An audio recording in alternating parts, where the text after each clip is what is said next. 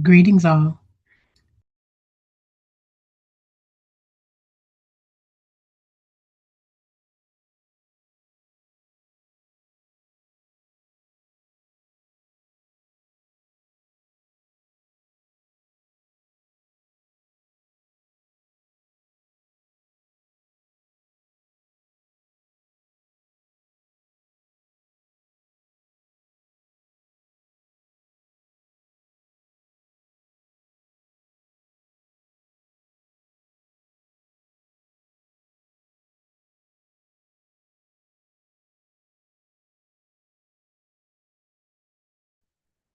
Good evening, everyone.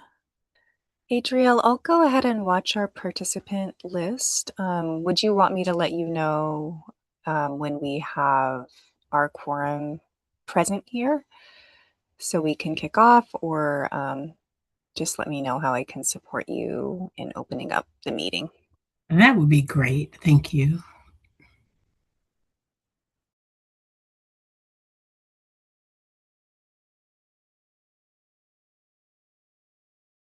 We have 5 members right now.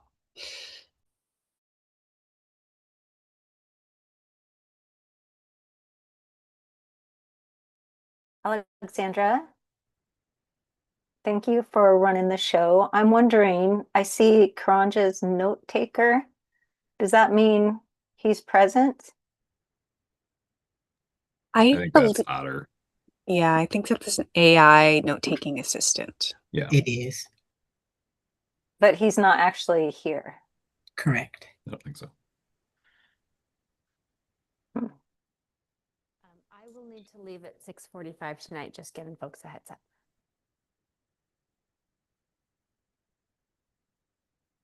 There is his Otter telling us what it is in the chat. Do I remember you from our Southeast Guiding Coalition days? Yeah. Okay. Yep. Why That do is where we cross paths. I put that in the back of my head. Try to forget it. It was up and down. That's fair.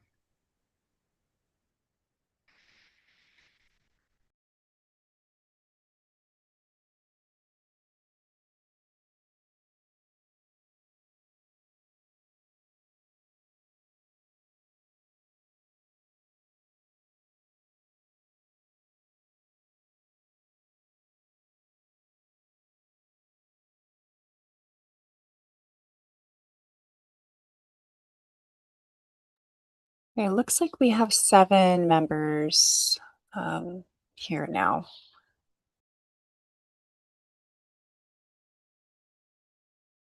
I can't remember if that's quorum or not. That is. Yep, and it looks like we actually have 8 now that Angela has joined. Wonderful. Well, greetings. I think this is a great moment to get things started. So, do we? My question to you is, which agenda, which document should we be referencing first to get us going? Let me go ahead and share our presentation and slides, and I can get us oriented there. This will have been emailed out to folks pretty recently, actually. So a little bit late notice on some of this content, but it should look familiar from other sessions that we've had. So I hope you can see that. I can go ahead and walk through that, and folks should have this in their email or located on the Community Budget Review Committee webpage. Adriel, would you like to open the meeting and we can walk through the agenda? Yeah, I guess let's go ahead and formally begin. I cannot remember the actual term. I apologize. But yes, if we're at quorum, let's go. Okay, that sounds great. Thank you. So we're here tonight, May 6th, and I will walk through our agenda. The bulk of our time tonight, I hope, will be focused on generating the local option levy report and the Community Budget Review Committee's annual budget review. So let's dive right in. These are familiar housekeeping and reminders. There may still be questions that surface for you, and you're always welcome to reach out to our staff support. With that, as always, the committee materials are on the website, and we reminded you about an interactive resource balancing activity that's available, and Michelle Morrison shared more about that a couple of meetings ago.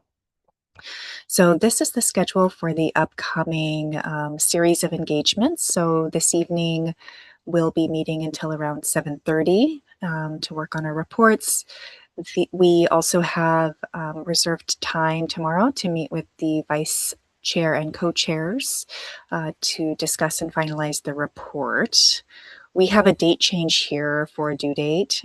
So we have now a due date of Friday, May 8th for the finalized report due to the Board of Education. And then following that, we have our board engagement with the school board and time to present the 2 reports to the board. I'm going to pause there if there were any questions or comments around this schedule. What drove the due date change? I was hoping Michelle Morrison could speak to that. Yeah, thank you. So that is actually later than the board was hoping to get the report. We understand that there's a very tight timeline here. And what I've seen so far in our meetings is we have a ton of passionate interest in the district and the details of all of the things that happen within that, and maybe think about reframing how the report will be in a more summarized level in order to meet the timeline here and make that presentation on the 12th. So I think the questions will be ongoing from you and the community at large as we go through our budget hearing and that feedback. So we will continue to work on that. But in terms of this report to the board, we really need to have a substantial completion of the kind of the major points we want to hit tonight. So I know that this is a difficult timeline, and we had originally planned for it to be longer, but due to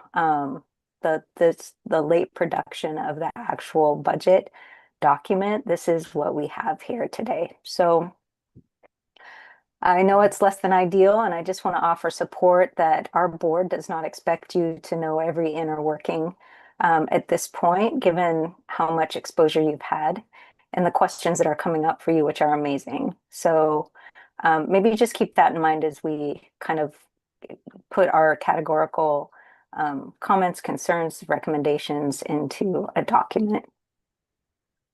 Got it. Thank you.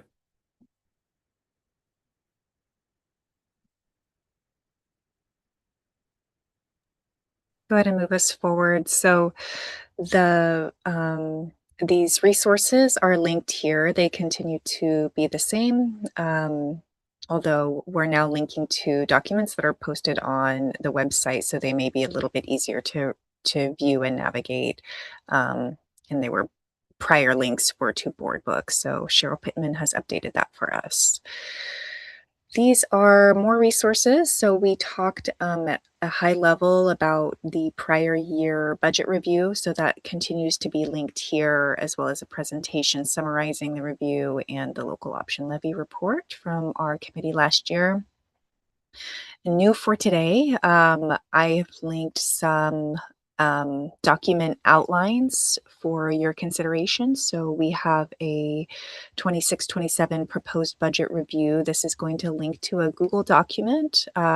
This document is set to viewer access for anyone with the link. So that makes it publicly available for people who are following along with the committee work.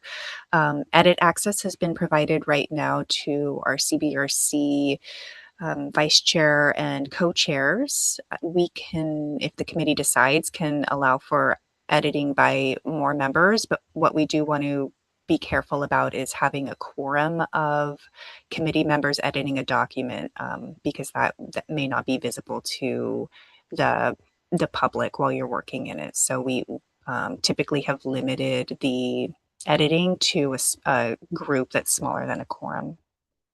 And the other document that's linked here is the local option levy report. So that's the content that's ready for us right now. Adrielle, I was wondering if I could pass it over to you, and you can let us know what our next steps should be, if we should click into these reports, if there was a need to revisit questions or answers. So I'm going to pass it on to you, Adrielle, or Angela. I think you're on as well. Hi, Angela. Thank you. I think first we should maybe review the your proposed budget outline, and then we can walk through that and have any questions that come up during that, and then revisit questions before we begin the work. Okay, that makes sense to me. And are folks seeing what I'm projecting here in the Zoom meeting? I have an annual budget review here. Okay. Yep. Yep. Thank you. So this document is a very high level outline.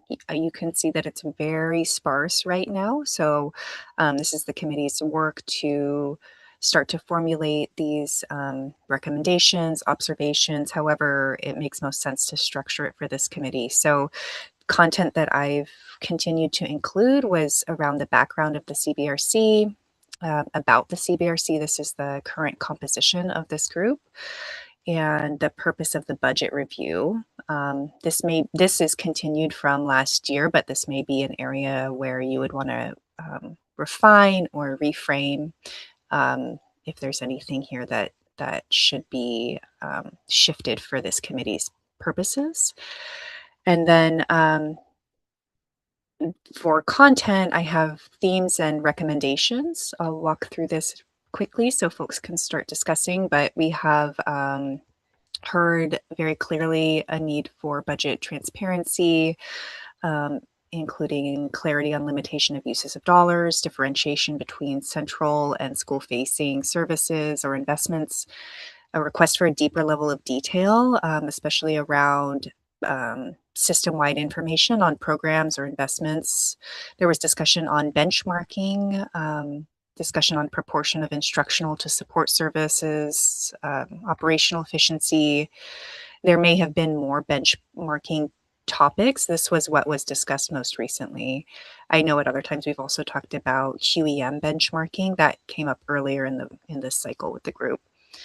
There was discussion on proportionate reductions or disproportionate reductions. There was discussion on ELD program changes. Preservation of programs was a topic, blended classrooms, alternative revenue, including investments from state or community, changes to fundraising, contracted services, was an expense increase that was observed, and then advocacy with the specific topic around PERS rates.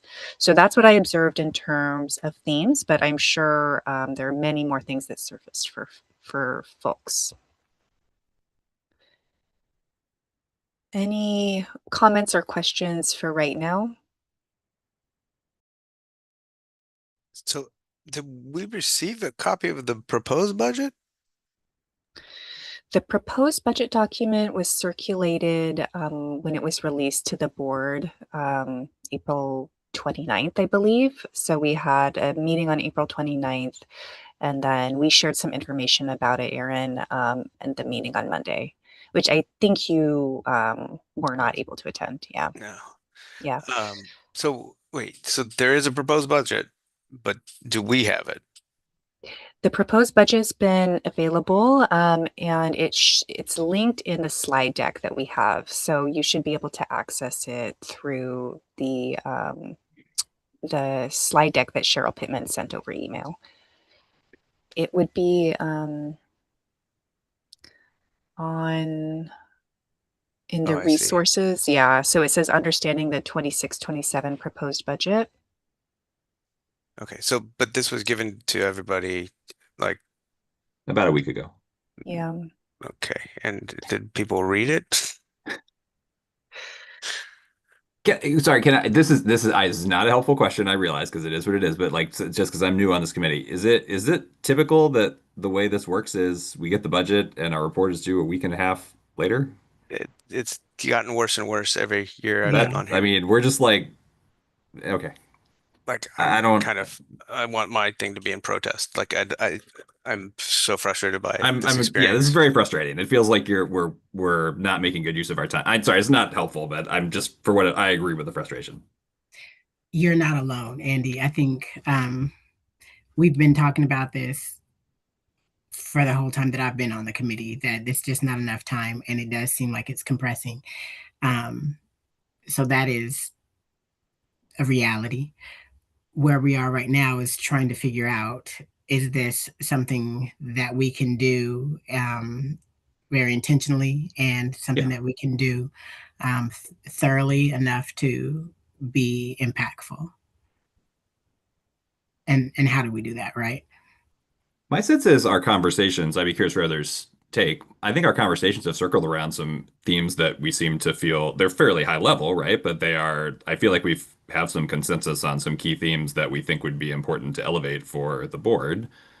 I think also it almost feels like we've just gotten to the point of clarifying sort of what information we'd want in a perfect world to consider and then even have, you know what I mean? Like that's what's disappointing about it. I feel like given a little more time, we could do even better. But so to answer your question, I mean, it's frustrating, but I don't think we're nowhere. I think we have some important points we'd like to raise. I worry that it's not quite as detailed a job as ideally we would want to be doing. But anyway, I'm curious for others' Well, the reaction. issue I've been trying to raise ad nauseum and for a couple years now is that, this report is a bunch of information that is scattered kind of Yeah. throughout. It is not easy to ingest. That seeing actual, like there are spreadsheet pages, but I've been asking for this, a spreadsheet. I know these numbers come from someplace. I've requested this repeatedly, and I thought we were going to have this, like that we should be able to see the numbers, that there's a delta, that we can actually run calculations and see what the actual changes are on Just any to line item we're interested in. I'm sorry to interrupt, but just to clarify on that point, Aaron, I know that that's been requested. And so this has been provided here. So the link that says budget document Excel workbooks Okay. is shared here. Oh, There are great. also some other information in table format that was shared to respond to other questions. So in addition to that, we've generated some Excel workbooks that make it more easy to manipulate and analyze. Fantastic. Thank you. Okay. Yeah. All right. Well, I'll stop talking now. Getting to what Andy was saying, I agree. I think we at least have high level points that I think we can provide in a report. I don't think we can do a ton of depth or as much depth as we would like, just given the time crunch. But I do feel like we have sufficient themes, and we've been talking about themes that we can prepare. Yeah. Yeah. And I think it's going to I'll have to be closer to like not bullet points, but like right. theme paragraph or so, theme paragraph or so. Bullet point-esque. Yeah. I mean, That's the yeah, goal. but So should we walk through, what are your thoughts about walking through and amending this outline to be what we feel like we can agree on our key themes and work that we can do very succinctly? Yeah, I agree. Yeah. I think that's our only option. Yeah. And Can I, sorry, Yeah. I clicked the wrong button earlier. Knowing or anticipating the crunch, I took a pass at drafting 2 of the sections after our call on Monday. So for 2 of them, we have, again, very preliminary text. I don't know whether it would be more helpful for folks to look at that and respond to it, or if we want to go through all of them, point by point. But given the short timeline, I think if you've got something, you should drop it in. And just Yeah. for context, I've added it as an additional tab to this document. So if Awesome. Thank you, Angela. it just says draft from Ann, and I pasted it all in there. Thank you, Angela. Also, thank you for doing that, Anne. Thank you, Anne. Luddite moment. There are tabs in Doc, and where do I find them? I know about tabs in Excel, but not in the Word doc. I can spend just a quick minute, maybe sharing some of the functionality that will be helpful. So on the left side, we see document tabs. So tab 1 is here. That was what I already did a screen share, and then draft from Anne is available here. So I was able to open that by clicking on the list icon. And then as we're working in the document together, for anyone who's going to be an editor, sometimes we've used this suggest function, which is like a track changes. So you can suggest removing or adding content. And then if you want to accept or reject, you would push the X if you don't want to make the change. And we can also comment in this if there's a question. And then your content will be visible for other folks to see. It might be like a view issue, but and maybe I'm the only one, but I can look at the tabs, but I only see tab 1. I don't have draft from Anne tab visible when I look at it locally. Actually, I don't either.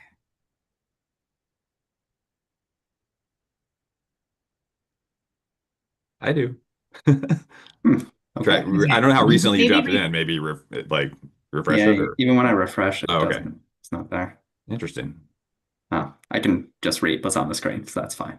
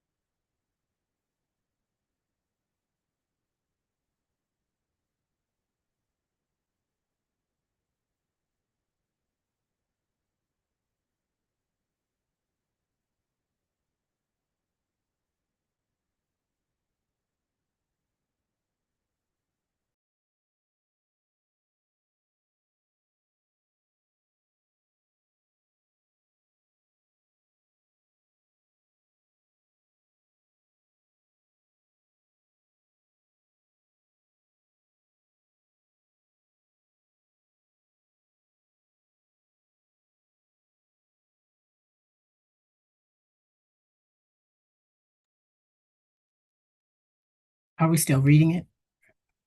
Or do folks feel like this is a good time to go to tab 1 and start editing?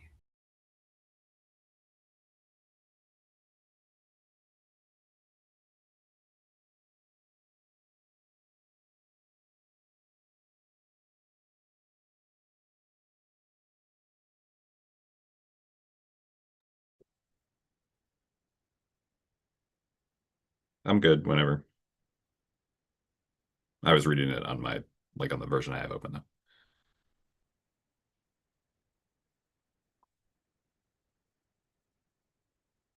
Looking at tab 1, as someone familiar with what's in there, I would say that the 2 that I did are the first 2 here. Clarity and differentiation, I think those are both here. Deeper level of detail, I don't think is in the draft as it is written right now. Similarly, for benchmarking, I think proportion of instructional to support services is in there. I don't think that operational efficiency is in there right now. So for both of those, the final point is not in the draft as it currently stands.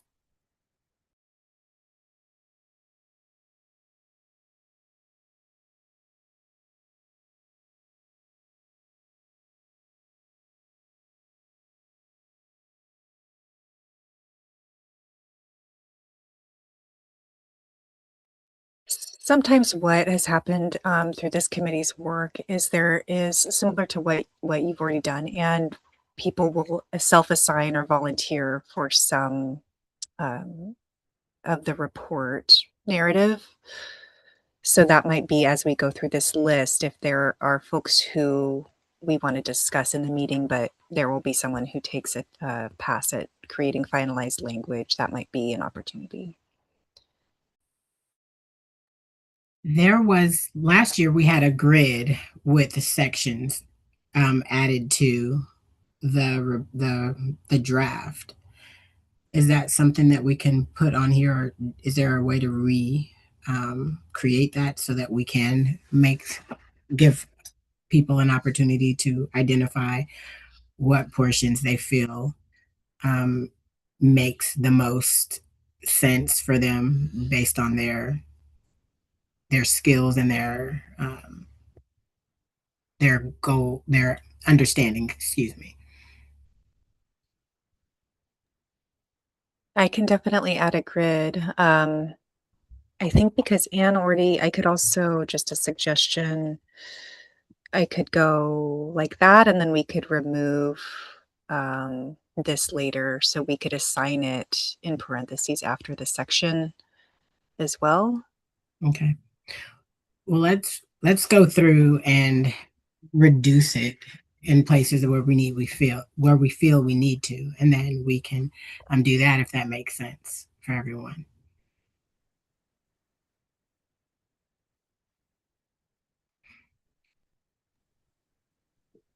I wonder if we can first just go through the topics and make sure that that's what everyone agrees we should put in the Right. report, and then start doling them out to folks.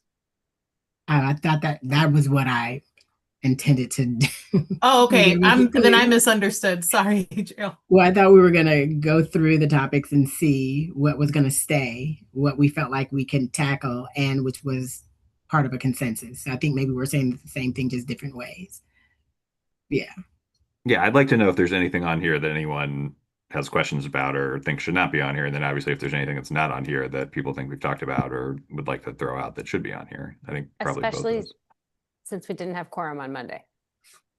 Oh, I didn't realize that. Okay, yeah. Mhm.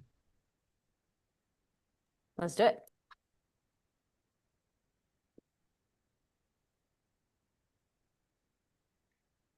Okay, I'm gonna.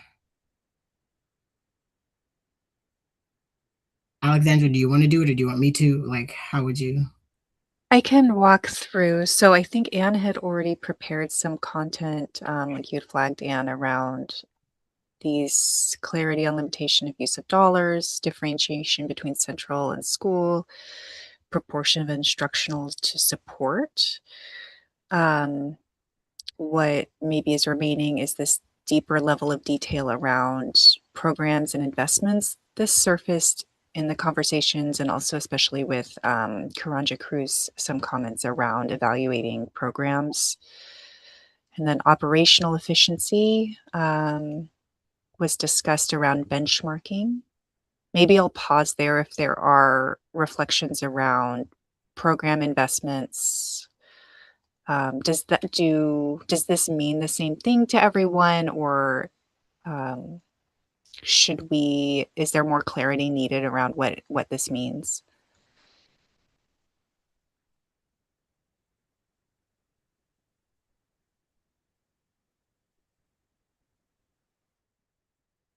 Alexandra, Mhm. I understand there are a couple of folks waiting to be admitted. Can you see that? Can you let them in? Yes, thank you.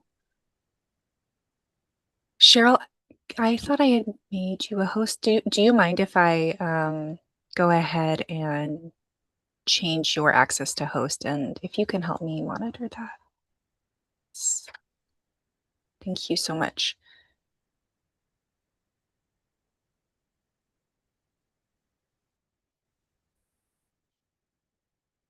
I'm also between a lot of screens, and I might not be seeing everyone's hand. Angela, your hand is up.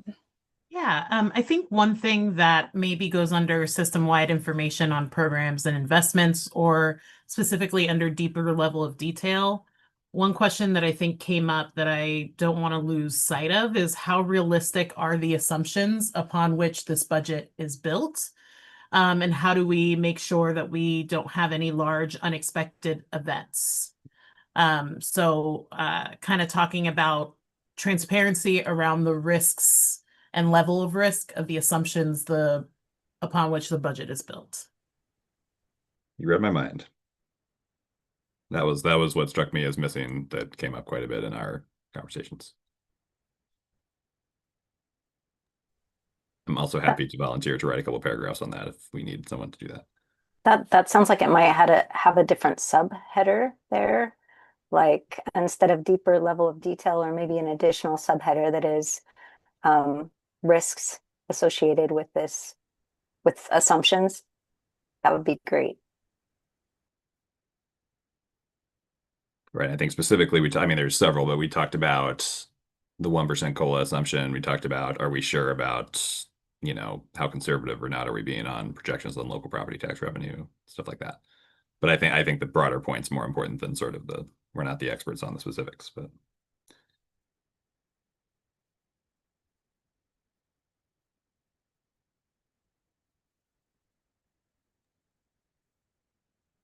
Alexandra and Adriel, I can take Stack if that's helpful to just call on folks. That would be helpful. I have so many tabs open. I'm trying to toggle between everything. Okay, well, I saw Eli and then Anne. Hi, sorry, I was just a little late. I was in the meeting room for a second, the waiting room. Could I just where are we at? What is if any links were shared, can I see that? Sorry, I was a little late. Yes, thank you. Happy to orient because I think there was a small group of folks who are waiting in the waiting room. So apologies for not seeing that.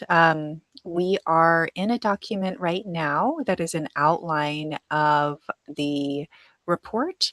So this will have been linked in the slide deck that Cheryl Pittman sent out. So it's linked here. It says 26-27 proposed budget review. That will be a Google Doc.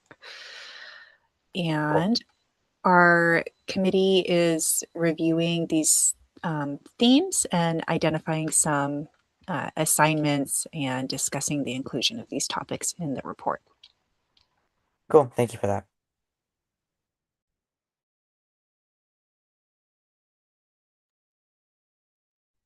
I think Angela called me next. One topic I would consider adding would be what we opened this meeting with, which is the frustration of 10 calendar days between receiving the budget and needing to have a polished perspective on it. And that makes it hard for the CBRC to do the job that we're recommended to do.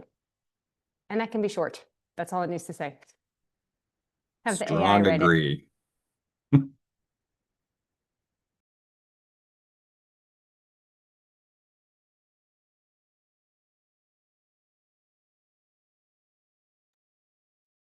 Andy, I think I missed the last thing you said. I said I strongly agree. Wow. Does anyone disagree? I mean, we should make sure we check when we're proposing new topics if there's anyone who wants to disagree with that.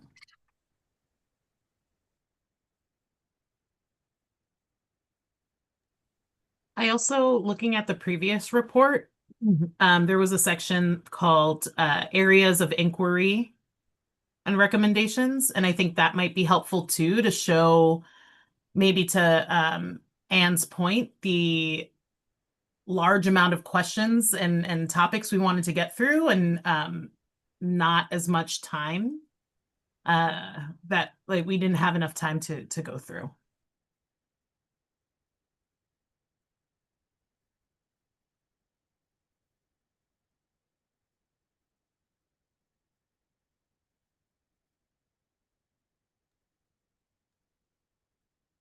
Could be good to look back at the last report too. And I should open it but there were lots of good recommendations in that report, and some of them, I know one of them had to do with the timeline, but like we see if there's any others that are still relevant that we could just insert as like, hey, yes, we still think this is a good idea. I went ahead and pasted a link to the previous report in the chat if folks want to open it themselves as well. We went through this really quickly at the end of the meeting on Monday night. I don't know if it's helpful to do a similar scan through the themes, or if there's a specific area where folks would want to hone in.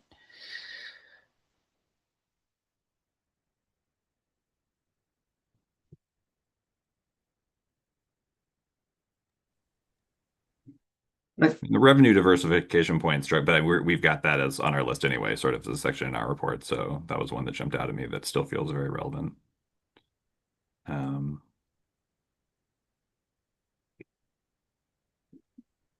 I think some of the pieces in the long-term outlook, and I think things we've talked about is, needing to make this budget more sustainable so we don't have these mid-year emergencies where we have to do furloughs and things like that. And I think some of the stuff in that section feels relevant.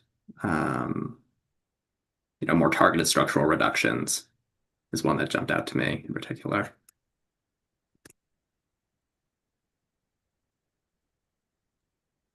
If Yeah, some and of the- oh, sorry, go ahead. No, you go ahead. I was going to say I agree with that, and also I think there was an acknowledged, like the district did acknowledge the need for that in the presentation this Right. year, and I think maybe we note that that's important, but yeah, I don't it seems like that is the plan for next year in particular. Right. Yeah, and I think it's more like we appreciate that there's recognition of Yeah. this issue, but we want to reemphasize that we think that is a very key element. No, I think it's super important. Like one way or another, we have to get out of this sort of death by 1,000 cuts Right. cycle. So If this is the section that resonates especially, would it be acceptable to move this over to the report? This could even be quoted in the current year report to refer back to this, or reframed or rephrased. I'm somewhat hesitant to drag and drop this piece because one of the big differences in this budget versus what we've seen previous years is that it is structural. It's inherently changing the spend. It's not calling on one-time funds. Like it feels like this ask has been heard, and the transition to the conversation around right sizing, which I wish this group has had the opportunity to discuss, and we absolutely haven't. I think further, like it feels like this comment is landing and is already being thought of. And if we want to bring up the topic as yes, we still believe this is important, that's fine. But I don't think it needs to be in as strong of language last year because of the way the budget changes have been suggested here. Yeah, I agree. I was thinking it not as necessarily a direct quote saying this is still applicable, but more along the lines of we appreciate the recognition of this point that was made last year. We want to reemphasize that we think it continues to need to be a point of emphasis. right, and as a practical matter, Aligned. even though some of these are structural reductions, we're looking at still being 60 million more. You know what I mean? Again. So Right, yeah, so like 68 million next Right. year, right? I think you could drop it in for now with the understanding that whoever takes this section is going to, make it make sense in the context of this year's budget. Yeah, and I'm happy to take this one.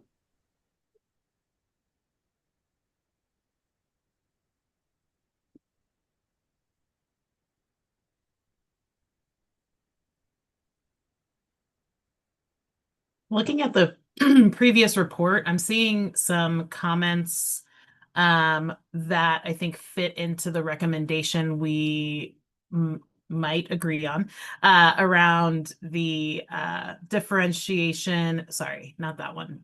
Proportionate reductions. So in the last report, there was a lot of talk about the Title I proportionate reductions. And reviewing how that funding has been spread. And there was like a footnote about the title schools average is less than 1% enrollment decline, non-title is 4% decline. And then staffing cuts, title schools lost 9.9. This is page 3.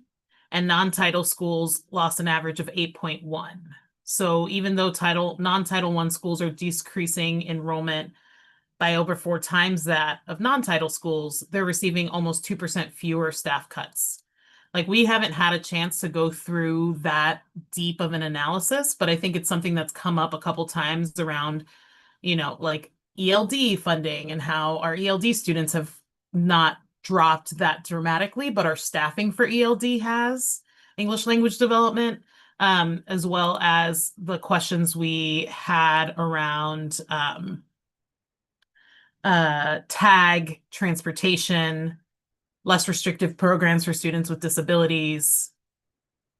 So that might be something we can pull from the last report and or reference from the last report to help bulk up some of the questions we still have. So I've added, I think the ELD existed when the document was circulated, and then I added tag transportation. On the less restrictive programs, we found that when we looked at the all funds report that there was not a decrease there, I believe. So we can check this Got in the document, but I think that that was a funding shift.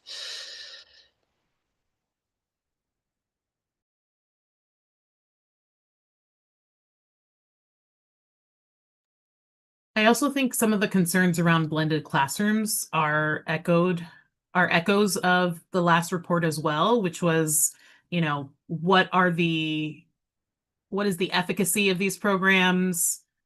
If they're continuing, like parents, there was something about like parents have said that they want more adult support, not less, and yet blends are moving towards less adult support in schools. So how do we mitigate that?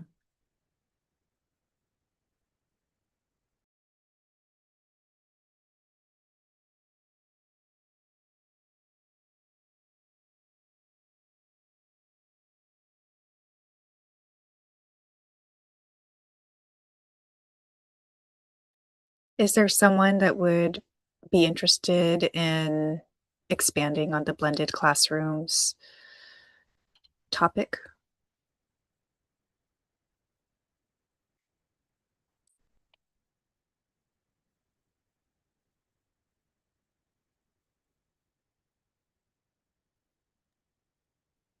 I can take that on if no one else. I'll put you for now. Is part of that one too, just like, and I think this might have been in last year's report. I'm looking at the section now.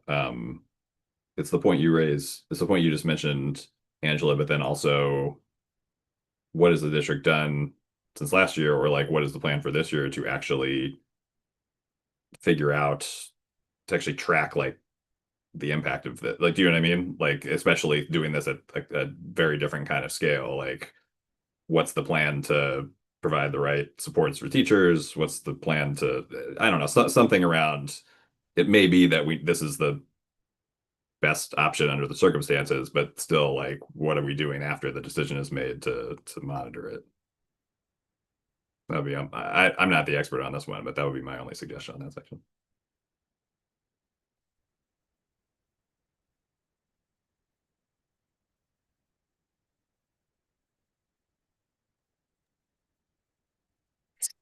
So on proportionate reductions, I realized that we didn't, maybe I missed it. Did anyone want to take this on when we had talked about ELD program reductions, tag transportation reductions, possibly something around less restrictive programs, although we will need to clarify that if there is any change.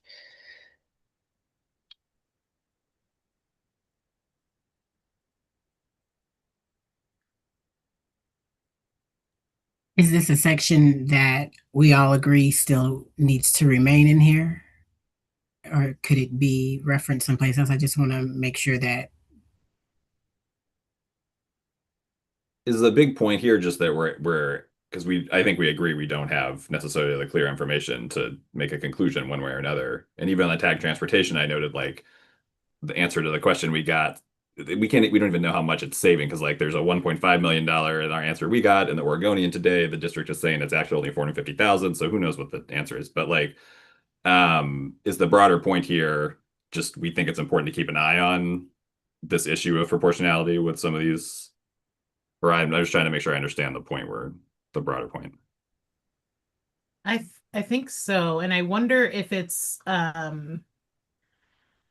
if it should be kind of under like examples under budget transparency, which is like part of the issue is that we can't really figure out the proportionality of the cuts Right. because we can't see that transparently or easily through the budget. So it Yeah. might be a subtopic for under budget transparency. Yeah, Well, maybe. we sort of can see the cuts. Like we can see the change in funds. We just don't exactly know what it is and why. Well, I mean, depending on what level of detail we go to, like it's documented.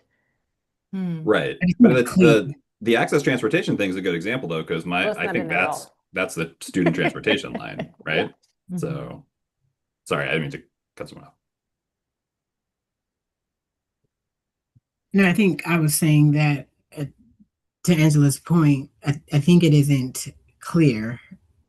There are numbers, but it doesn't give you a very um, clear understanding of how it how the impact spreads, right? Like you know it's there, but um, it doesn't give us the ability to point it in one direction or the other.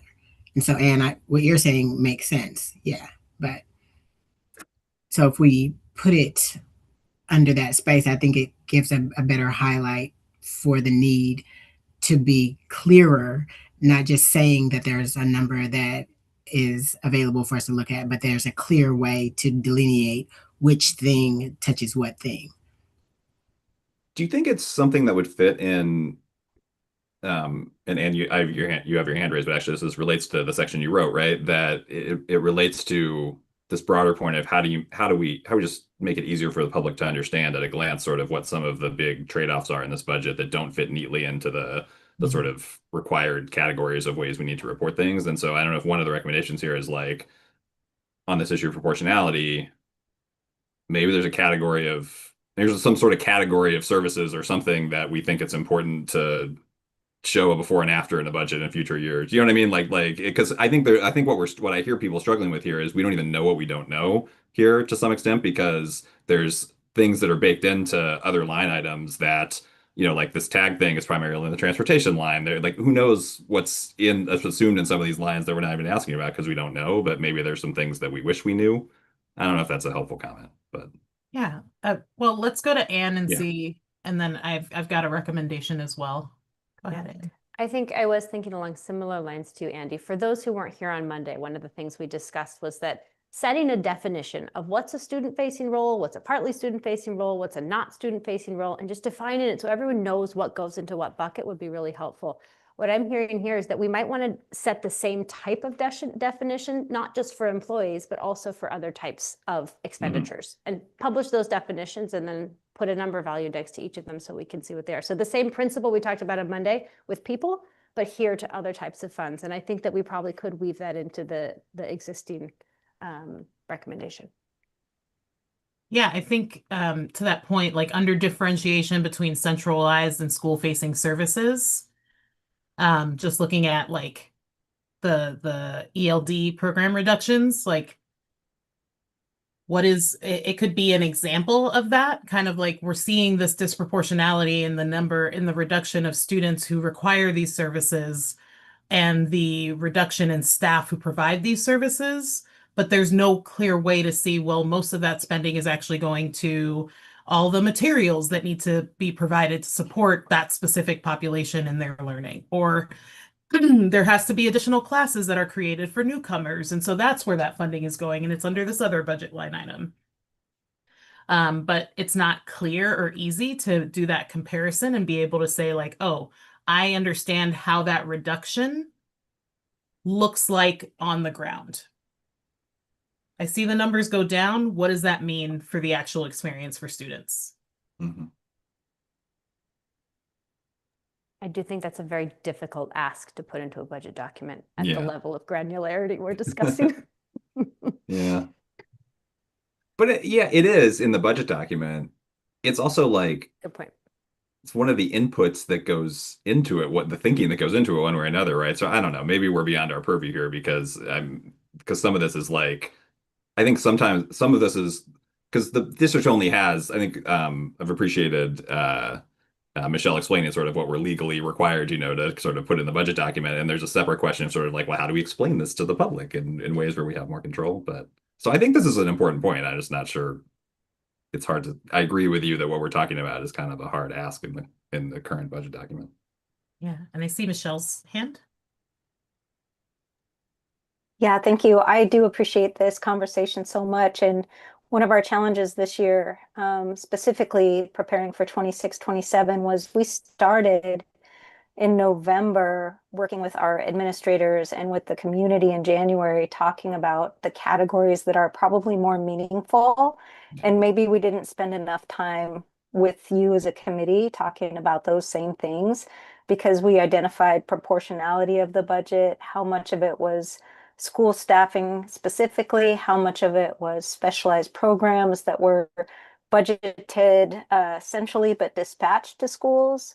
And that was a lot of our student services that are, again, they are dispatched centrally based on the needs of the building. You know, we don't have all of the FTE we could ever dream of. And so having an idea district-wide where those needs are, that's why they're centrally administered. So those were the two major components. And the other two categories were building supports, which are primarily facilities, custodians, and our transportation. And then central office, which is kind of a lightning rod, right? What does that mean? Who is central office? What are they doing? And let's go there first. So we did a lot of engagement with the community early on. Our principals were heavily involved, and those recommendations came through as part of our early budget work. And I feel like maybe I didn't spend enough time with this committee telling that backstory. So you have the context, and that's a learning that I can take forward in the future. But just know that categorically, the chart of accounts that are offered by the Oregon Department of Education, it's highly technical. It's not clear. It takes expert staff to be able to make sure that those dollars are in the right space. And they don't always translate well for folks unless you live and breathe it every day. So I just wanted you to know, as a leadership team, we made a really good effort to be clear categorically, but I feel like we haven't taken this committee through that. The information is all publicly available, but our time is super limited. So just understand that was a strategy we did engage in. Thank you. I would just say, Michelle, like I don't know whether there's official rules about when we're allowed to start meeting. This committee is allowed to start meeting, but I mean, it strikes me as you've got a group of very engaged community members. Like if you need someone to workshop that with, you know what I mean? Like in the future, before we get into the thick of the budget process, I feel like obviously we'd have to do this in ways that or do meeting laws, but I don't know. I feel like it could be a good use of this committee's time before we get into the thick of just, okay, now we got to sprint and look at the budget. Yeah, I believe that we had a high volume of turnover and we didn't plan necessarily to have a lot of folks new to the experience without kind of the backstory or the ability to track throughout the year what we're doing. And actually we had fairly late formulation of the committee, which, I know was a frustration for our staff as well as for you guys clearly. So I do like to think of you guys as a great resource and would encourage you to pay attention to the Curriculum Advisory Committee and the School Facilities Committee and the activities all year that are happening so that you know the conversations that inform what we do as we put a budget document together. I wonder if it's possible or whose bucket of work it would be to get a response from the board from the report. And so because I think, the report goes out, but it's not very clear what happens with the report. I know there have been board members in the past who are no longer on the board who said, well, we don't, and staff who were like, well, you can work on this next year. And it's like, no, these recommendations are for the current budget. Like, this is not for, to put on the back burner until the next budget. We're talking about right now. But I think because of the time crunch, it's really hard for the board to take our recommendations and implement them. But if there was like a way to get a report of like, these are the recommendations we will continue to focus on for the next budget year or something, so that it's clear for your office and for folks who are working on the budget what exactly was recommended and what recommendations they're going to follow through on. That might be helpful. Angela, that's great. And we have made traction on some of the things that were recommended last year. And I mean, that is heard deeply by the board and superintendent and leadership. And I would invite maybe Director Sullivan, who is our board representative here tonight, to talk about her perspective and how that influences the work they do throughout the year. Yeah, I agree with you. It comes pretty late to do much for this year.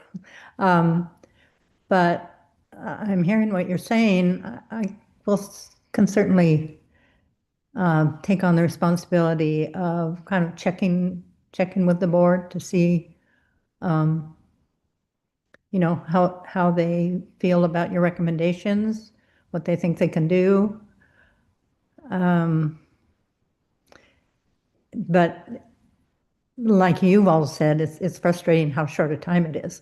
I'm hoping next year we won't have so many new people, and there was some kind of hangups this year of getting started, that you can start earlier. Michelle, I think you would like that, wouldn't you, to be able to get some input on Yes, what yes, so what I'm much. looking And for. we had a gap between our initial meeting and then our next meeting. And I think that that was probably the best time that we could have called new members together and given some of that backstory. I think that would have been really helpful you know, had we thought of it at that time. Again, a really great learning, and I do appreciate the commitment to be thought partners throughout the year.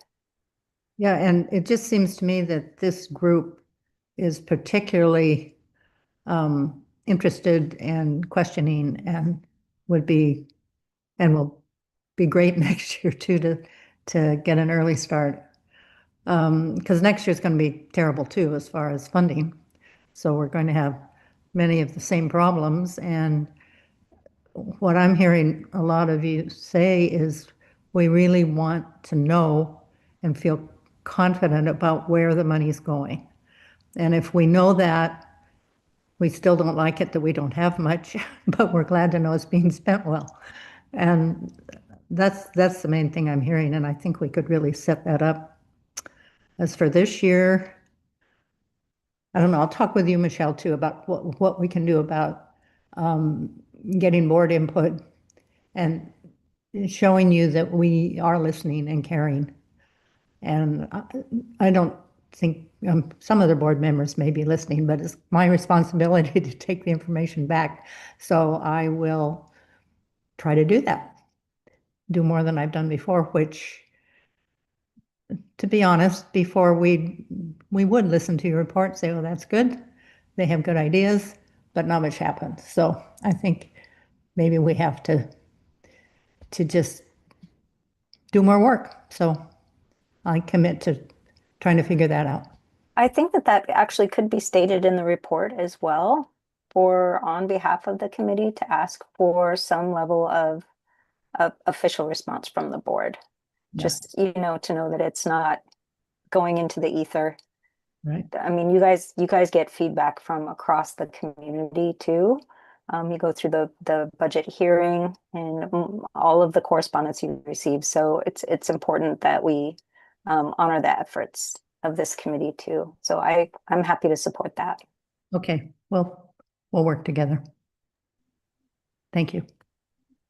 Yeah, I like that recommendation, Michelle, of putting something in the report here. I also think just sort of like selfishly, if we do have some earlier meetings next year, I think it would be helpful at one of those early on meetings to just almost like walk through the report we're making this year to next year's committee. And we can, even there, we could possibly get a breakdown of sort of like, these are how we've tried to implement these recommendations.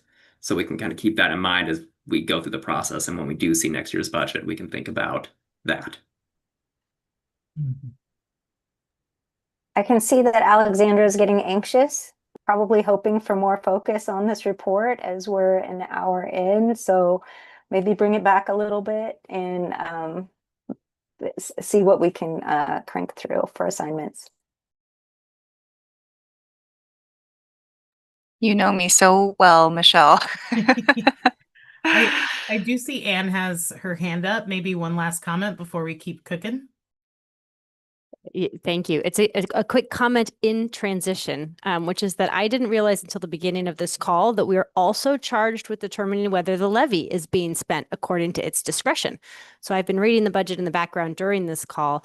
Like some of the other funds that we've talked about in our recent meetings, the budget does not show where the money from the levy is going. We would need to see a breakdown of the levy fund at the function and object level in order to be able I would want to see a breakdown of the fund at the object and function level in order to say whether or not it's being spent in accordance with Measure 26-246. And I just wanted to say that because I have to hop off in like 10 minutes.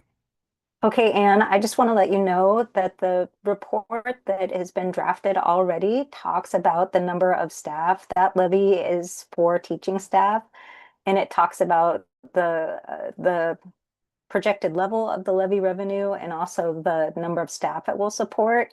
It is included in our general fund budget. It's a line item for revenue there, and so it is consolidated with all of our other licensed staff. So it's in there. It's not called out specifically, but it is in this local option levy review report.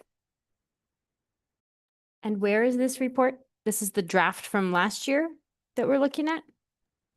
What I'm presenting now is what our team compiled using some data that was provided at the April 29th meeting. And so this needs to be reviewed and confirmed by the CBRC, but we have added the updated data points here. So the document is called CBRC Local Option Review, May 2026. And these highlighted numbers have been updated, but they do need to be confirmed. And the basis for that is this analysis that was prepared that looks at the current year local option property taxes across prior year actuals and projections, the average cost for salary, health, and associated payroll for a teacher, and then it creates an estimate of teachers funded. There is other information available here, including a chart. So that is. So is that an actual 654 teachers are being funded by it? So we're looking and at estimated teachers funded, and you can see we have a formula here, and it's an estimate of the teachers that are funded using the average salary and the revenue amount. To make sure that I'm understanding, are we saying we don't actually have an independent breakout because it goes straight into the general fund? So instead of having an actual, here's where the dollars are going, like we write this check from the levy, it goes to the general fund, and then we do an estimate of how many teachers out of all of those covered by the general fund could potentially trace their funds back to the levy, but it's not actually a separate revenue account. It is a separate revenue object code. There are multiple object codes for the 3 counties. So we can see that detail in the general fund revenue report that's in the budget document as well. So we can see in the detail report, the local option levy, current year local option levy property taxes here. So those are broken out by these revenue object codes. And beyond that, we also have a sub-fund in the general fund that accounts for this revenue. So on the fund side, I get it. And I see the 103 pops up a bunch of times in the budget. But where it's being spent doesn't seem to be documented in the budget. Is that right? The budget is presented at the function and object level, and so it would be captured in those other. So if it's for licensed staff, it wouldn't be broken out beyond the object level. So it's similar to the transparency question from Monday, which is because it's mixed in with other things, we can't see where the levy dollars are actually being spent. In the document, yeah, like I said, it would just be included in these totals. Yeah, mixed I in don't with know, the other fund Michelle, I don't want dollars. to step on your toes if there was anything else you wanted to share about the local option levy expenditures. No, in the budget document, we are projecting, right? What we think we're going to get and what we think a teacher is going to cost. Both of those things are projections. And so when we are at this point, we look at what an average teacher costs versus what we think we're going to get in the levy. And then we can and I think the report reflects like what we actually received last year and how many teachers it actually covered. So we do work at it in terms of average cost of a teacher. They aren't identified in a special revenue fund like you would see for a grant. If you got $1 million grant and you spent it on XYZ, there's much more of a through line. But because of the way the ballot title was written for the levy, it's just to support teachers, right? And so that's what we capture in our document. So if we could see a function within the levy fund, the function level would be 100% instruction. That would be great if that could be in the budget and say all of the levy dollars are going to instruction. It kind of then we- is, but it includes all of the other instruction as well. So it's Right. it's But just we not don't, we separated. can't see right? where it, yeah. Yeah. Sorry for the background noise.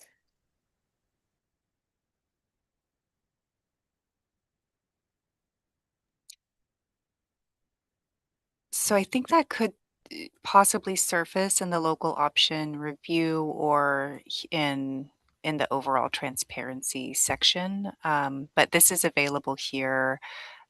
Usually this is a kind of a technical review of the data, but if there are other findings or recommendations, then the document is available. And I wondered if there was anyone who would want to commit to reviewing the local option reporting. Just to confirm the ask, so that what was it, that Excel document, I think it's Excel, yeah. So we would just look at that to make sure that the numbers shown in this report line up. Is that right? Yes, that's correct. I am happy to do that. Okay, but then I want to make clear that this document goes too far in what it says that we're attesting to. Like, we can say, yes, we looked at a spreadsheet and then the numbers matched what's in the spreadsheet, but we have no visibility into whether that's actually where things are going or what makes up those larger numbers. That's all we can testify to or attest to. Because this is in the budget as a line item, would it make sense to put that note and the concerns in the transparency? Can we reference our concerns about this specific, the local option levy review? I would be willing to update the transparency text to add this as an example. Okay. Yeah, can do and we that. can cross-reference in this document to that. There's a lot of kind of broad statements of, we find that this is being spent legitimately. That is not accurate. We can't even say that.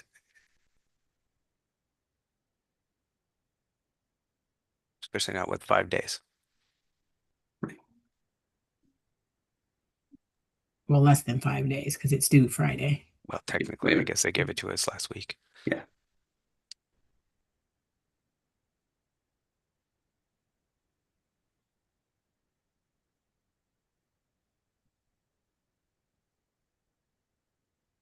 Yeah, I just wanted to ask because I know we saw a slideshow that showed the average teacher cost for 25-26. And that cost said the total per FTE was 160,851. But this report says that the average teacher cost is $152,000. So there is a discrepancy of about 8,000. And I'm just trying to understand why that is. Yeah, thank you. That came up earlier. I think one projection includes additional extended hours and other compensation that teachers receive. So it was more of a holistic look at all of our staff and what they receive versus just looking at salary placement on the schedule. And so I need to dig into that a little bit more and bring that back to you. I know that. But we were also projecting for 26, 27, that 160, where this is more of like a real time what the cost is. So, and again, I think it's just for regular salary and not any extended time or extra duty. So I can bring more information back, Angela. Yeah, because the slideshow that we have from April 14th that was shown to the board has it has a chart that says 25-26 adopted budget, average teacher cost components, and then a table next to it. So are you saying that the pie chart is not the same as the table next to it?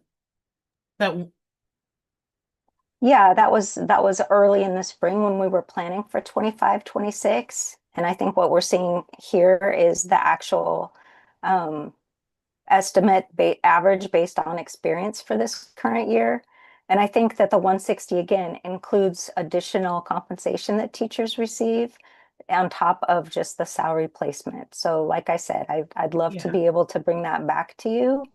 But that was, again, very early Yes. this time last year when we were planning for the current year, and that was an estimate.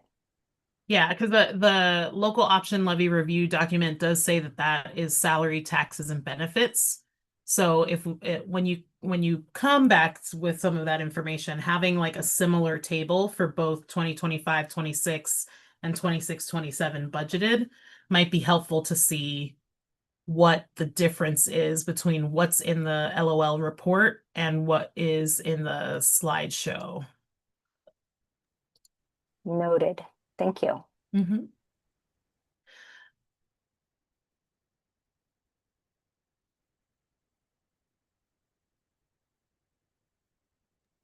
So, Alexandra, are you? Oh yeah. yeah, there we go. I'm reading your mind a little bit. But get back to this.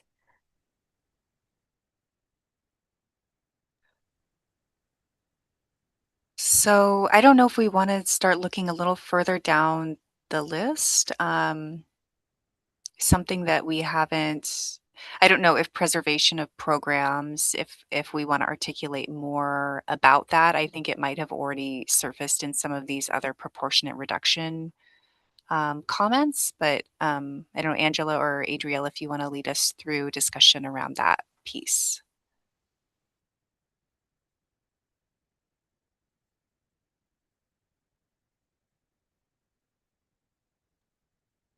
Thank you. I think first question again is do we feel like it's represented already, or do we want to keep it? I think it's represented already in the proportionate reductions. So I think those two things were kind of discussed together, but I'm open to hearing other folks. Are there any other thoughts on that? I agree with Angela. I think maybe if we just added like a line in that proportionate reductions about maintaining programs, I think that'd be good. Okay. I think we're in agreement that we can remove that. Do I need to formally make a motion, or are we just in the transition space? I just want to make sure I'm doing this right today. Can I add one suggestion for whoever writes that section? I agree that doesn't need to be a separate section, but I had one thought. Go for it. I think it could be interesting to make the point that this is it's especially important to, like, sometimes it's the more specialized programs or things that are viewed as sort of like extras that are the first things to get cut, but that would be pretty short-sighted in a world where one thing the district's trying to do is attract as many families and students to the district as it can, and those are sometimes some of the biggest selling points, right? So there's some sort of like playing the long game point that I think could be interesting to work in here some way, or maybe it fits into the long-term planning section, but just a thought. Is it that smaller or specialized programs are attractive for families and meeting their needs? I think it's like the district needs to be in the mentality right now where it is beyond our purview, where within reason, more options are probably better because there's a better chance that there will be some option that appeals to some families. Do you see what I mean? It could be one element of the long-term enrollment thing. This is just my opinion, so just an idea for that section. It would be literally like a sentence or two, but I'm not attached to it if others don't agree.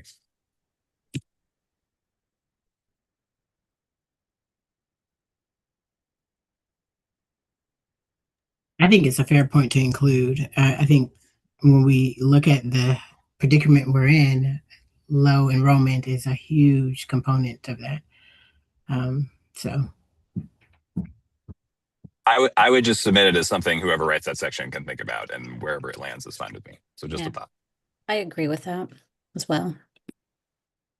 Yeah, and I think it's like a second sentence to that would be adding like the district has to balance the ability to provide the core functions of a public education system with with offering more options to families to retain enrollment. Yeah, something like that. Yeah.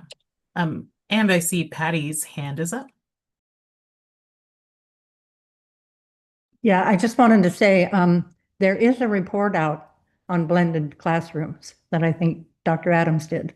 So that is out there to be looked at, if anybody's interested. Do you have access to that report, or do you know when that was shared, or who I can get Well, it I from? know it was shared with the Ainsworth community when they were concerned, and I can certainly get it. I'm sure. That would be great for I know it's writing out there. that out. I will get it. Alexandra, that was the blended report, not necessarily enrollment report. Just I'm watching you type, and you're doing just such an amazing job. Sorry, I think I didn't understand the distinction. So it wasn't around blended classrooms, it was around a different topic? No, you type link to enrollment report, but I'm wondering Oh, if it thank should you. be blended. Yeah, Okay. Thank you're you. doing great. Thank you for your support. Okay. I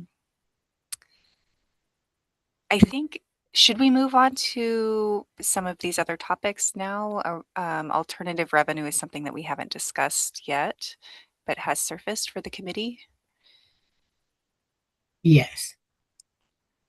So in a prior meeting, I believe in the last meeting, I think Angela, I believe you had made a comment and you had connected it to Moda Center investments from other jurisdictions. And you had also shared, or I think just quickly mentioned about changes to fundraising in the context of alternative revenue. I don't know if you want to elaborate on that or if other Yeah. folks have thoughts. So I think I'm trying to find where I had some of these notes in my own notes. One of the places where we talked about recommending alternative funding / expense sources, I think came from Shane, but there was a mention of the PPS fund, the conversation around contracting services, and are there alternatives to find other providers because there was such a large increase in the funding of contracted services. And then I mentioned community benefits agreements. So like, what would it look like to advocate that, part of the expectation for the city, the state, and the county providing funds for MODA be that there's a community benefits agreement where, $1 per ticket sale or something like that would help fund programming, sports, things like that for PPS. So like, are there other ways that we can look for funding? I think in the past it would have sounded like applying for more federal grants when those existed.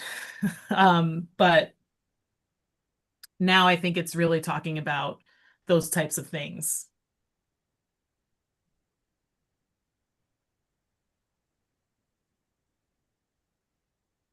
I love it as a broad point of just needing to think as creatively as we can about revenue sources. And I feel like this echoes something that was in last year's report, right? I feel like it came up. But yeah, I strongly support some. I mean, we can use whatever hypothetical examples we want, but I think the broad point about whether it's the fund or, I mean, just think it's thinking more creatively about it, just particularly with like, thinking beyond even just, I mean, I think it's great to ask parents for donations, but we've got to think beyond that, bigger scale than that. One thing we could also do is like in kind donations. So I know Lincoln and the Multnomah Athletic Club have a relationship, and it's kind of in the up until this current year, it was like the MAC club had an in-kind and let the school use some of its facilities for free, and the MAC got to use like the track or something, like it was like minimal, like twice a year. So there could also be in-kind kind of partnerships or agreements as well. Yeah. Sorry, just sort of echoing what you said, Julia. I know I go to McDaniel, and we have a relationship with the People's Court, which is sort of like a Oh yeah, the pickleball restaurant. pickleball. Yeah, Mm-hmm. yeah, and Mm-hmm. they're often like school trips that go there, so Yeah. it's good for those community relationships. And you could also see that with the arts too. Maybe there's some kind of in kind with the symphony or the orchestra, like there could be a way to make sure, to your point also, Eli, previously about not reducing in budgets for the arts. Is there some way to keep it going through a partnership that looks like that? Yeah. Yeah. There was also another thing that came up around this was around property, and it kind of connected to the conversation around consolidation and knowing that consolidation and the selling of buildings isn't going to necessarily bring in funds. But I think two things. One, how can we get into public partnerships to help transfer some of these properties into housing to boost up our enrollment? Because there's one thing of like just getting cash, and that's usually one time. But if we can get into partnerships that help bulk up enrollment by creating affordable housing on properties we don't use, that would be one thing. And then the other question I asked about was, and I think Tammy was looking for answers around the One North property. And do we have property income or costs related to that? And if those are reflected in this budget? Like I know one of the big things we talked about when there was the conversation of the purchase of One North was having tenants in that facility. Like, is that something that we're getting sustainable income from? Is that being, offset with the costs? And so it's kind of like it's a wash. So kind of talking about what are the other ways that as a district we can bring in funds.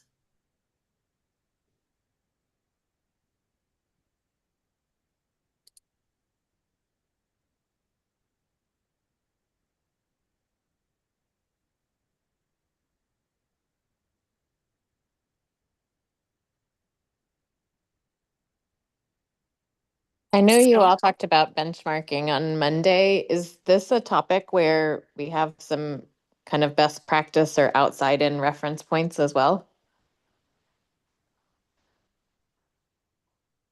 Yeah, so I pointed to the Secretary of State audit that discussed benchmarking and some of the ways that benchmarking can happen within the state and outside of the state. Yep.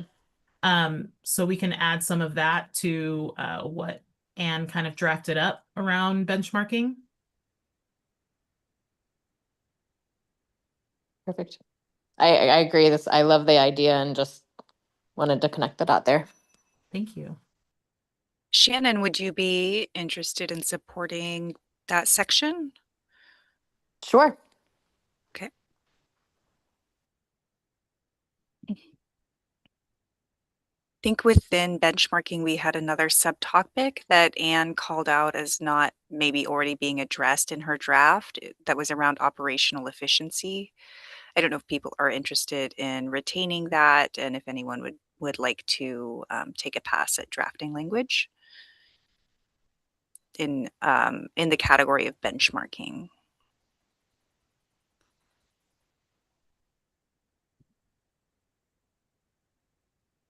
I'll throw my name in the hat for anything that isn't being taken up by anyone else. So you can throw my name in there and then someone else can take it if they need to. Okay, I will go ahead and do that. That is pretty typical of our leadership team for CBRC. So pretty common that folks take have a big lift here. My And what goal was would the be- general point on operational efficiency? I'm sorry, I'm on my phone, so I can't see the document. I think the point around operational efficiency was the idea of like, how can benchmarking support us being able to see whether our district is spending funding in a way that's efficient compared to other districts. So Anne talked a little bit about how that typical spending for instruction is 60% and right now, or 60 some odd percent. And right now, according to how we break down the budget, it's like 51%. So if we can do some benchmarking across other districts, that should help us be able to look at whether it's just the scale, we're a big district, so we have to spend more, or if it's efficiency around our operations and there are places where we can reduce spending. That makes sense. I didn't realize it was connected specifically to the benchmark point. That makes sense to me. Yeah. Patty. Yes, I may sound kind of stupid here, but exactly what do you mean by benchmarking?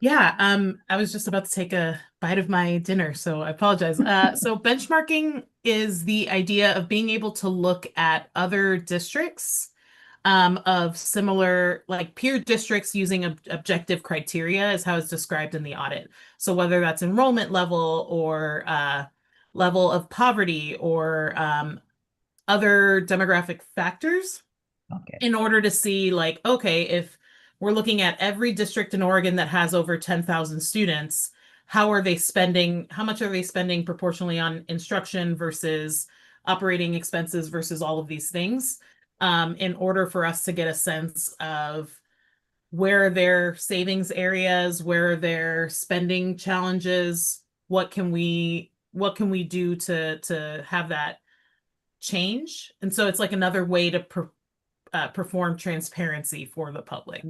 So just to Provide. compare. Okay. Mhm. Got it. Thanks.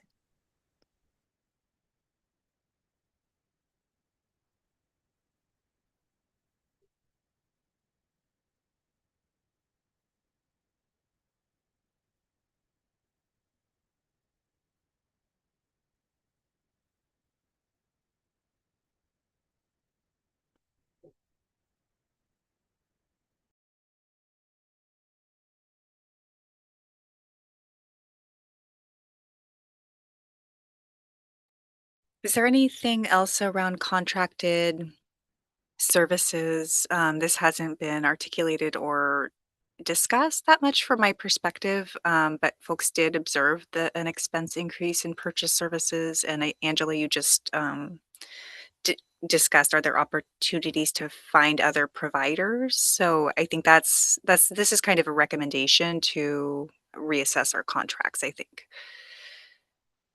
Yeah, I think that's the scope of pretty much what we talked about previously on this point. So it's not a very big one. Would someone on the committee like to draft this? And I can take this one since I brought it up initially.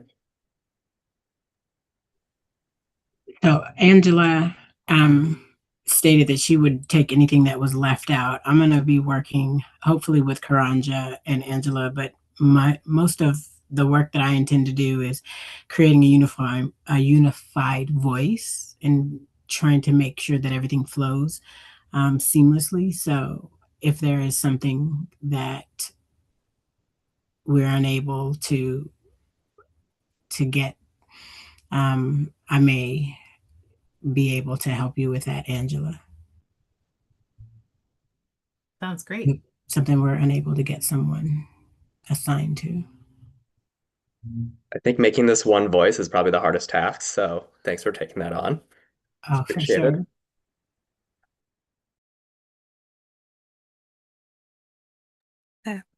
A section we haven't discussed very much in this space today is, I think, around advocacy, although maybe PERS has already come up today. But there was discussion around the statewide impact of PERS rates Is that something folks would want to share more about? Does that still fit in the report? And would anyone like to volunteer to draft that section?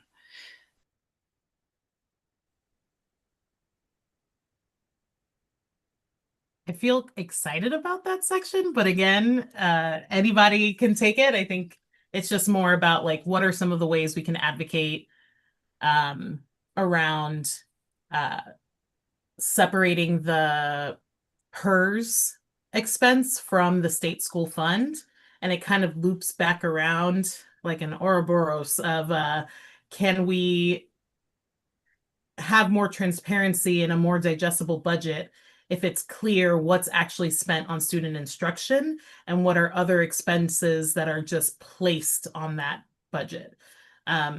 So when we say it's an average of 11,000 per student, but a third of that goes to PERS, that's a nuanced conversation that doesn't get in the blurbs on the news. So how can we advocate for more transparency and clarity from the at the state level in like separating some of those funds out more clearly? Angela, I feel like you and I and maybe Michelle, I can't see, are the only people who get excited about PERS, but you can do it. I'm happy to, I certainly am happy that if you want me to write a paragraph or two on the point about, you know, the bigger issue of the state needs to, one way or another, like we should do some advocacy around separating the state education fund from PERS one way or another, I'm happy to do that. And then if you want to add to that some of the connect it, or whoever can connect it back to the point about transparency. I mean, I agree that's a good one too. I'm happy to take that one too. That sounds great. I'll put your name in there with and I'll support with Adriel around like making that a cohesive voice. I can do the proportionate reductions and the alternative revenue. I'll send it to you all and you can add to it. Beautiful. When do you need these? Tonight? That is a great point. Could we get them by noon tomorrow? Sure. Is that fair to everyone?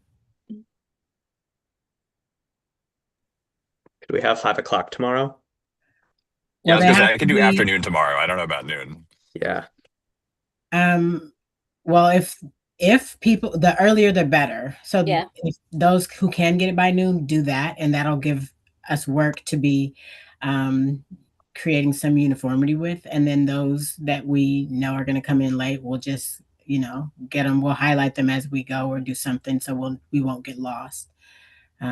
But just, you know, we have to get it to the board on Friday.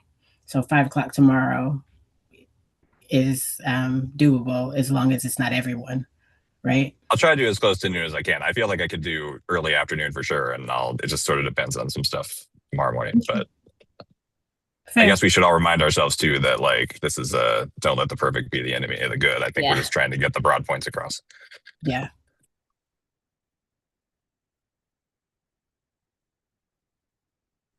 I see that I haven't assigned the timing topic, or maybe we did. And if I missed that, I'm sorry about that. Did anyone want to take on this concern around the compressed timeline?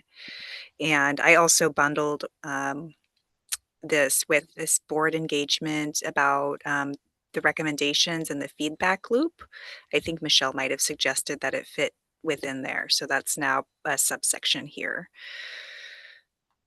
Well, since I've been complaining the most about this, I will take the compressed timeline and I will use AI to soften my language. I thought you might volunteer for that, Erin. Thank you. Okay, budget transparency has some of the sections assigned. So I have Andy. I think I assigned that correctly. So risk associated with the assumptions I had assigned to Andy. I hope I got that right. And then clarity on the. Yep, that's correct. I think I'm doing that in PERS, it sounds like. Okay, great. Some of these other subsections that have surfaced now were about differentiation between centralized and school-facing services, which I know has been a topic for several people here.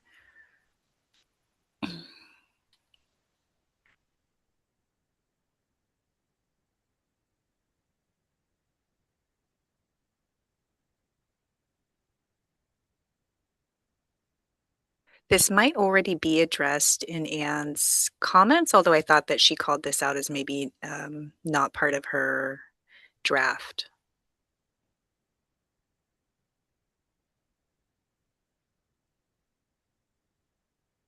I mean, I think it is. So is Anne still on the call? No, I No, think she No. left. Okay. Yeah, Anne had to step out. Okay. Alexandra, I think both the differentiation and the deeper level of detail, I think she was highly focused on those in her comments. I agree. I think they were included in her list, and I think I just didn't mark it here. So I hope that's okay to assign those like that, because I think she's already written about it here. So And I thought she said she was going to add a sentence around the local option levy transparency. I'll go ahead and Yes. I can follow up with her over email individually after the meeting and just flag that, and hopefully that is okay. Okay. thank you. Where are we, team? Do you, it looks like many of these are now assigned. That doesn't mean that this outline includes everything that should be included. Is there anything from our conversations that seems like it's missing, or does this seem like this outline covers the key topics?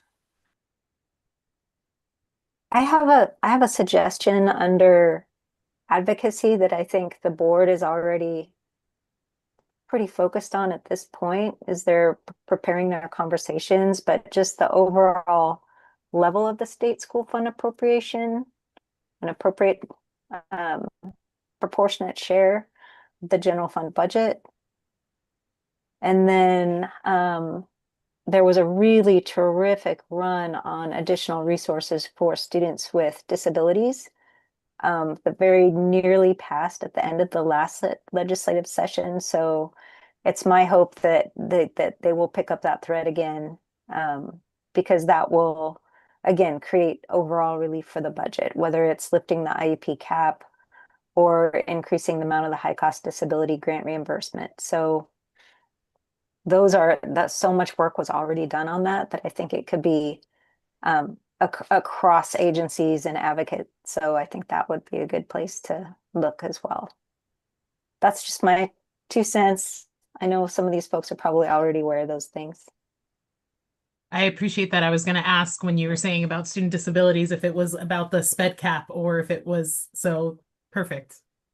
It's only good if it's additional funds. Yes. Like if they're just like moving the deck chairs around, that's probably not going to be good for us or other districts. So it has to come with additional dollars. I mean, it was really close last session. Yeah. And I think part of that too is the current use of the student investment account to backfill the state school fund as opposed to add to the state school fund funding. Like what we heard in this budget cycle is that read in some of the slides is that some of our staffing has been moved under the SIA funds from the general fund to try to sustain some of our staffing. And if we actually had the state school fund that's appropriate plus SIA, then it wouldn't just be backfilling. It would be like full-time social workers and counselors or support. And another thing, to advocate for the Education Stability Fund. Mm-hmm. Yeah.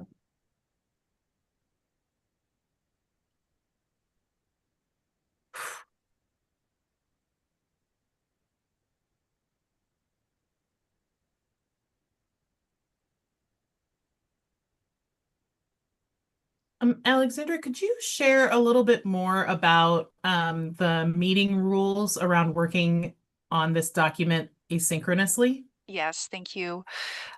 So we will need to be cautious about having a quorum of CBRC members interacting in this document.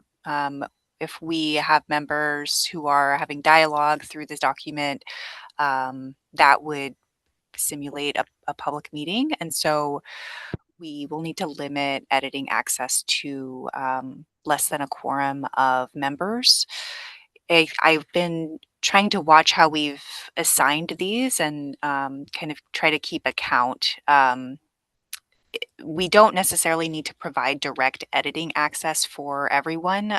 We could incorporate content that's sent over email directly to staff or to the chairs, and then it could be a copy paste into the document. So with the three chairs, our leadership, and then we have Aaron, that's 4, and 5, Andy 6, Julia 7, and then Shane would be 8.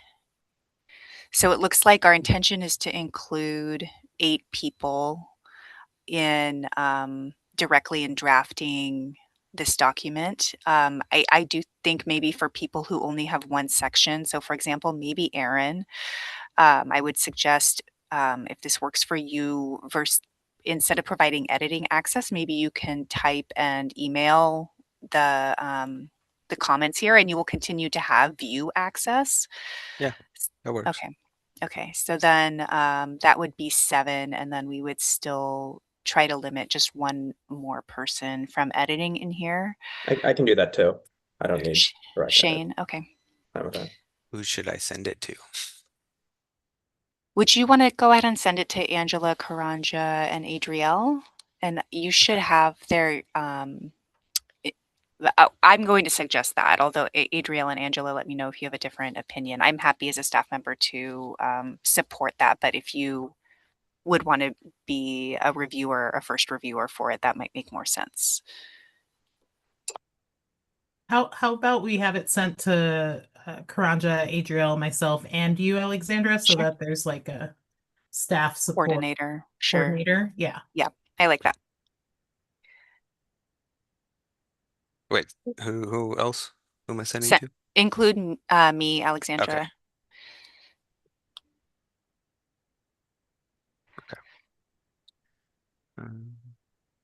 And then I think that will put us in a good spot to be within public meeting rules. And this document, as an FYI, is available view access for anyone with the link. So this has been linked on in the presentation on the CBRC website. So this is available for people who would like to track progress and access the information.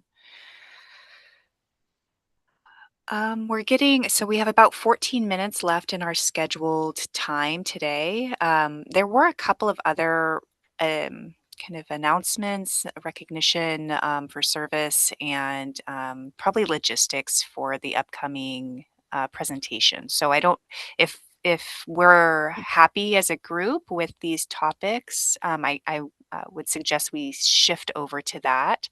And just in terms of approving or finalizing these topics, oftentimes in the committee, we're a little further along when we have this final group meeting.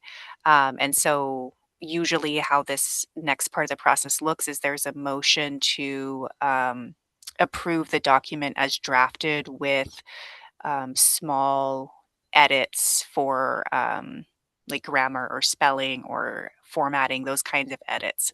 We're a little bit earlier in the process here, so I would defer to Adrielle and Angela and how you would want to move through this part of the process. It could be approving the themes, perhaps.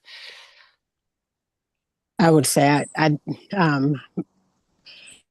propose a motion to approve the themes or the content with the understanding that continued work is going to be done over the next 24 to 48 hours. Okay, I can share. So, Adriel, you've made that motion. Would anyone like to second the motion? Second. Okay. Adriel, would you speak to your motion?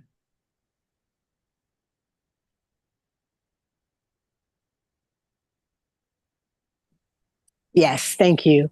Mhm. I am understanding where we are in the process, knowing that we definitely have a bit more work to do, but we have agreed on what the content is intended to look like. And so we're now going to allow for members to complete their items. And then the chair, the vice chair and chairs will work to create a uniform document to provide visibility to and then forward to the board. Thank you. So Adriel has made a motion. Erin has seconded. Adriel has spoken to her motion. Any speakers against? I'm not against, but can I ask one kind of process question related to Yep, the motion? questions go before motions. Which is just, and I promise, I'm sure we will all be extremely judicious about this, but if we see something in the sort of fully formed version of this document that we have a like burning question about, and we obviously should set a deadline, like is the process we email the co-chairs and the vice chair about that, or is there any process for that? I think it Obviously, would. we're not going round and round on this, and that's not what I'm Yeah. suggesting. I was just No, Through no, the no. chair to the maker. I think it would be reasonable to send it to the same group that we're sending our completed documents to. Great. Yeah. So our leaders plus the staff. Alexandra. Okay. Yeah. Yes. Got it. Great. Thank you. Any other questions or speakers against? One more question. Will Yes. we need to, as a board, approve the final report? So this motion is specifically around approving the topics and the like current content, as well as with the understanding that we will be adding on and expanding on this. So we could call another meeting to make a motion to approve the whole document if we would like to. But this motion would act to approve this with the understanding things will be fixed, but we can do both. Got it. Yeah, that's what I was wondering if right now what we're voting on is essentially doing like a final vote to approve this thing. So that's helpful. Because it sounds like unless we otherwise make a separate motion to do that, this would be sort of the final. Yes, exactly. Okay. Is there a format for, I mean, if somebody had an issue with the document, to submit a dissension or a comment or something? Not that I'm planning on doing that, but No, I think you can always do that, right? Yeah. I know that in the last report, y'all had an addendum. So there could always be like, if there is a disagreement, we can come back and create an addendum and share that, you know, like the members of the committee were split on this one recommendation. This is, et cetera, et cetera.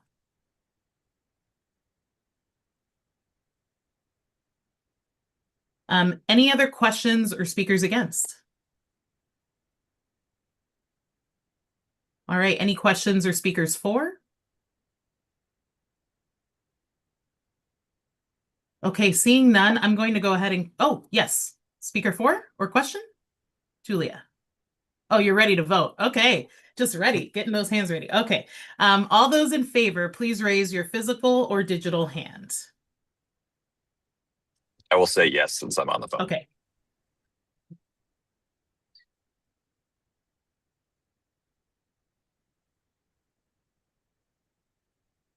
Okay.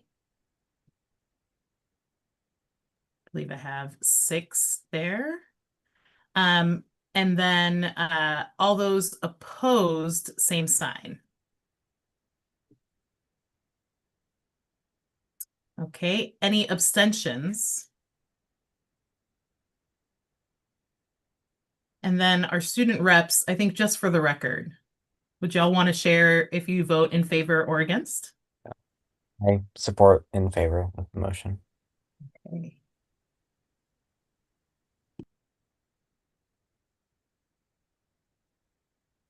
All right. Well, the motion carries 6-0 with Eli in favor. So we have approved the outline topics and potential next expansions of those topics. And we can come back together at another point if we'd like to approve the whole report again, or if there is dissent, we can always have a conversation about adding an addendum. With that, I'm going to hand it back to Alexandra for the last bits of our agenda. That sounds good. So, wanted to reserve some time. So we have about 7 minutes left, and I did want to make sure that we recognize the service of some of our members. And so this cycle has been has gone really quickly, and we've had so much great engagement. I did want to recognize that Laura Hernandez, a committee member who joined in service to CBRC this year, has stepped down from service. So wanted to recognize we have 3 members who are concluding 3 years of service to PPS on the Community Budget Review Committee and concluding their 3-year term on June 30th. Erin Cronin, Jen Gray O'Connor, and Adriel Person are our current co-chair. I will say that there is oftentimes a recruitment for CBRC in fall, and sometimes we do have members continue their service. So thank you so much. I'll pause there just to recognize our 3-year service members. And we also have our student members here too, concluding 1-year appointments. I'm going to pause if anyone else would like to share.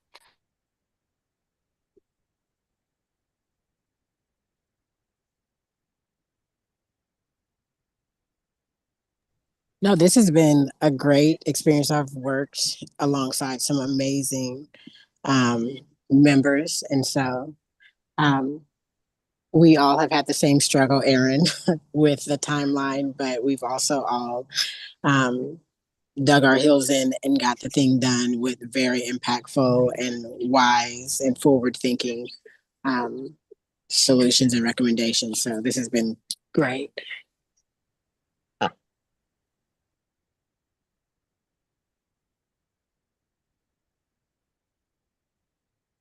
Such a pleasure to work with this amazing group. And thank you, of course, to our student members concluding 1-year appointments. I know it really quick for this group, but Cyrena, Emma, Eli, Anna, and Paxton, thank you so much for your engagement. We have 1 student member here. Now I'll invite you if you'd like to say anything. Yeah, I'd just like to say this was a very educational process for me. I came into this not knowing a lot about budget or how the PPS works, and I've learned a lot, and it's been very interesting and engaging. So yeah, thank you. Thank you so much. Eli, I just want to say I've really appreciated your perspective in our conversations, and I hope I know I think one of the points we were just talking about around sort of anyway. I hope you see some of your comments reflected in the report, because I've certainly learned a lot even just from your perspective. So thank you for everything. Thank you. I wish I could have provided more comments. I know I didn't have as comprehensive of a view of the budget as some of you guys did, but yeah. Well, we appreciate you. That's for sure. Okay, so to round us out tonight, so we'll make sure that the final report is sent over email, so folks are seeing it before it's released to the board. It felt a little bit ambiguous to me if there was a need for another meeting. So I wonder if we would want to plan for a short window for review over email, or I think we can kind of send it out as my suggestion would be that we send it out as finalized, but give